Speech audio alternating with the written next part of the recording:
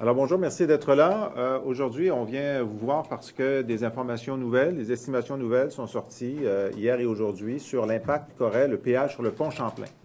Alors, comme vous le savez, hier, Radio-Canada a obtenu copie d'un rapport, d'une étude que le gouvernement fédéral avait commandée à une firme spécialisée britannique, une étude qui avait été secrète, qui était restée secrète, mais qui nous démontre maintenant que s'il y avait un péage sur le pont Champlain, l'impact serait dévastateur sur l'ensemble de la circulation dans cette zone de la région métropolitaine.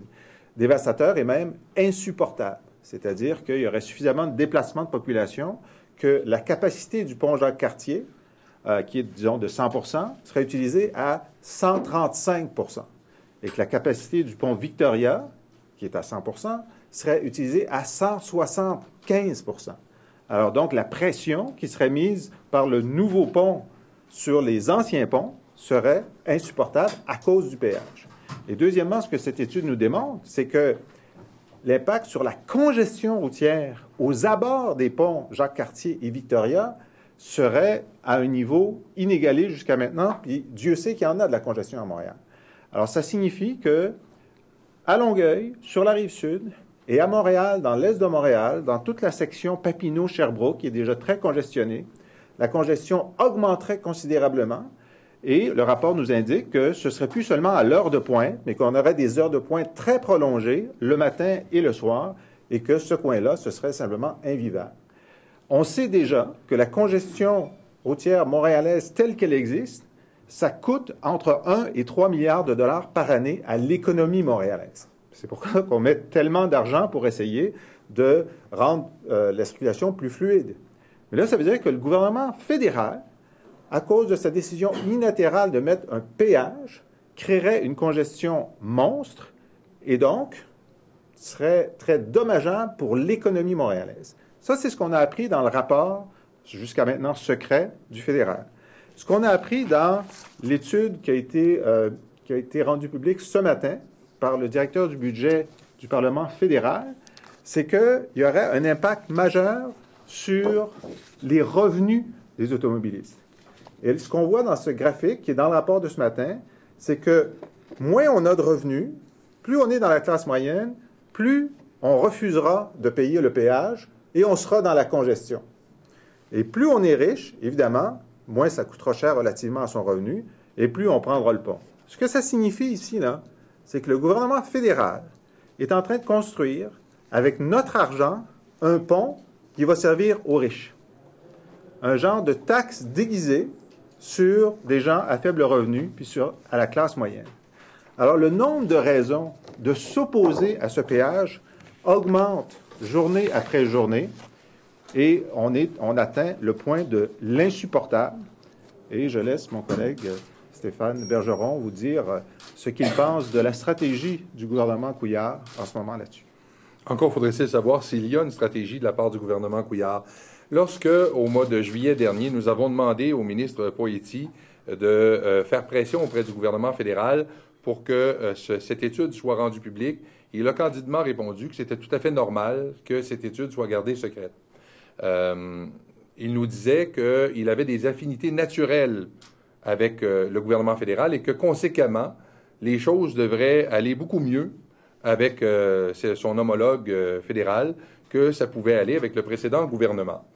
Alors, il aura fallu que Radio-Canada rende publique cette étude pour que nous sachions effectivement ce qu'elle contenait et à quel point ça s'annonce dramatique pour la grande région métropolitaine. Alors, les questions que nous sommes légitimement en droit de nous poser suite au dévoilement de ces deux études, c'est qu'a fait le ministre Poitiers depuis pour, d'une part, connaître le résultat, ou du moins les données de cette étude. Qu'a-t-il fait comme intervention auprès de son homologue pour infléchir sa décision? Le moins qu'on puisse dire, c'est que jusqu'à présent, ça n'a pas été couronné de tout le succès qu'il escomptait lui-même de par ses affinités naturelles qu'il disait ressentir à l'égard de son homologue. Et la question maintenant, c'est, connaissant aussi les données du directeur parlementaire du budget à Ottawa, que va-t-il faire pour empêcher, quelle est sa stratégie, Quelle est la stratégie qu'il va déployer pour empêcher l'imposition d'un péage sur le pont Champlain? Manifestement, il n'y en a pas. Et même s'il en avait une, elle serait vraisemblablement vouée à l'échec. Alors, ce constat doit nous amener à nous poser une question.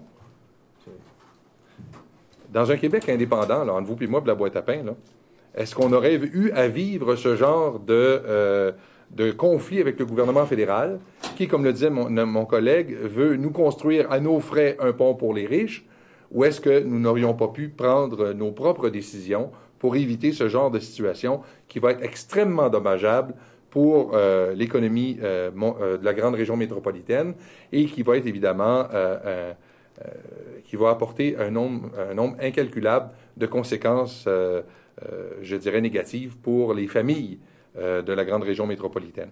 Alors, voilà, nous sommes maintenant disposés à répondre à vos questions. Il y en a pas? Nous avons été d'une Tellement clair. Ou bien, il y a peut-être Vous pouvez recommencer. on vous enverra On va parler plus lent. So why do you...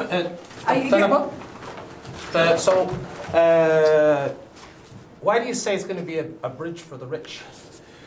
Well, the Office of the Parliamentary Budget Officer this morning tabled this report and showed what would be the impact amongst different revenue rates. And it shows that clearly people of lower revenue or the middle class would not take the bridge with the fee and would then go to other areas, Honoré Mercier or Victoria or Jacques Cartier, in the gridlock to avoid paying the toll.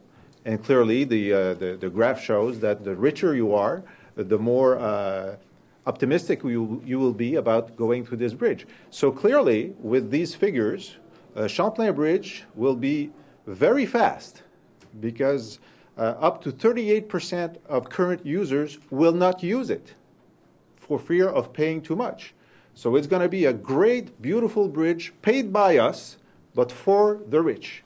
And the rest of us, we will be caught in the gridlock of Jacques Cartier, which is going to be at 135% of its capacity, Victoria at 175% of its capacity, and total gridlock in the east of Montreal, the Sherbrooke-Papineau area, and gridlock in Longueuil.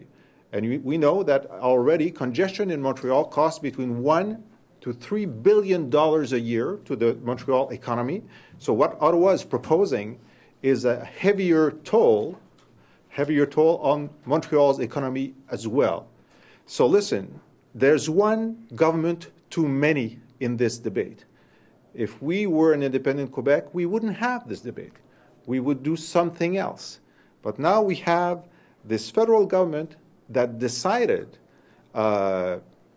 what's the word? It's pig-headedness? Is that a word? Yeah, that's a word. Pig-headed. Is it very derogatory? No, it's not too derogatory. It's not. C'est têtu. C'est têtu, Yeah. okay. It's literally têtu in English. Yeah.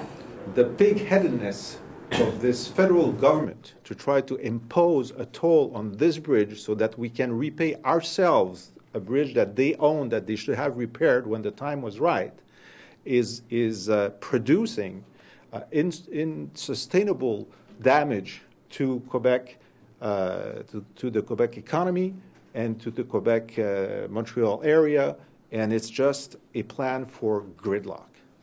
Can I ask about Scotland? The referendum's tomorrow. Who do you think is going to win? I think it's pretty close. I would say it's as close today as it was the day before the referendum in 1995. It looks like this. And anyone who can tell you today what the result will be, do not consider that person as a credible source. So I expect you'll be watching this closely, so my question is why? Why? Well, because we're very interested in international news. No, the situation is Former Minister for International Relations of Quebec. Yes. Yes, But why would this have a special significance for you in particular? of all the very many countries that became independent in the last 25 years, the closest example to Quebec is Scotland in terms of, well, it's in the British Empire, it's in the British parliamentary system, It's an advanced democracy with an advanced economy. So the basis for comparison is very great. And if they vote yes, and London respects the yes, contrary to what Canada would have done had we voted yes, and then they go through a negotiation and it goes fairly well. It's going to be tough negotiations, but if in 18 months there's a new country called Scotland, of course it's going to be a shining example for the next referendum in Quebec. But if the Scots vote no, and London abides by its promise of devolution, it will also be an example that Canada doesn't work, because there were promises in 80 and 95 of devolution if the no won, and the promises were not kept. So any way you look at it, the Scotland-British model is a template for what an adult democratic country should do with this kind of issue, and we'll look forward to the events. Do you think the fact that the sovereignist, the Scottish sovereignist movement has come from behind really in a giant surge, do you think that this will encourage or inspire the movement here in Quebec to want to push forward with another referendum? Well, that's what happened. Interesting question. And very interesting question. It is. Yes. So that's it. That's the answer. Yeah? No? Okay. You have something to say on this? Go ahead. Well, that's what happened in '95. We came from behind. We were way behind at the beginning of the referendum campaign. Now, clearly, what it does, whether or not the yes wins tomorrow, what it does is give a lot of energy to the independence movement. Meaning militants, meaning A lot of energy to the independence movement here? Here in Quebec. Sorry. A lot of energy to the independence movement here in Quebec. Militants are energized by that. They're interested. It will not have a significant impact on public opinion as a whole, because this is there and we are here.